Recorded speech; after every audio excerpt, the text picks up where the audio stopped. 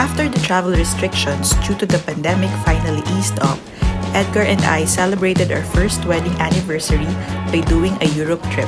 We flew into Munich from Bangkok via a 10-hour direct flight. We left Bangkok at midnight and landed in Munich in the morning.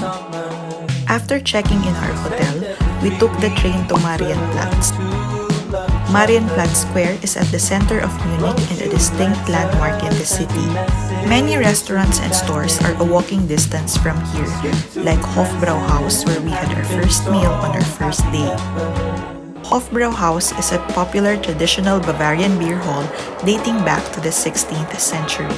Edgar got the standard 1-liter beer glass while I had a half-liter Radler beer. We also had German grilled sausages and roasted pork knuckle. Our second day in Munich. The next day, we started again in Marienplatz and walked our way to nearby sites like Frauenkirche, Max-Josef-Platz, and the Residence. The Residence is the largest city palace in Germany and now serves as a museum. There were many rooms we went into, including royal chambers and a beautiful chapel. Because of its huge space, it took us more than an hour to walk around the building. Then we spent the rest of the afternoon exploring the court garden, Odeonsplatz, and checking out the shops nearby. To end the day, we had Apfelstrudel for dessert, which was so good, and of course beer from a local favorite, Augustiner. On our third day, we went on a day trip outside of Munich. A 2-hour drive took us to the town of Fussen in the foothills of the Alps, where Neuschwanstein Castle is located. The fairy tale-like castle, which was the inspiration of Disney's castle, sits on top of a hill overlooking Lake Alpsee. We spent a few minutes admiring the lake before doing the uphill walk to the castle.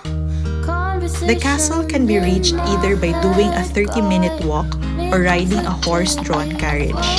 Of course, we opted to walk and admire the view along the way.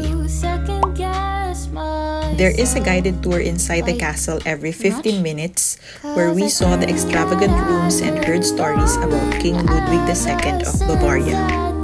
Unfortunately, taking photos and videos inside are not allowed. There are also many vantage points around the castle which gave us beautiful views of the lake and the castle itself. Another day trip that can be done from Munich is a visit to Andechs Monastery. In our case, it was a stopover before heading back to Munich after our 9-day trip around Europe. Kloster Andechs is a famous monastery in Bavaria, often visited by pilgrims. It is an hour away from Munich, and in true Bavarian style, the monks here have their own brewery. The beer and food served here is really good. And that wraps up our time in Germany. We really enjoyed the weather, the castles, and definitely the beer. Next stop in our Europe trip is Switzerland.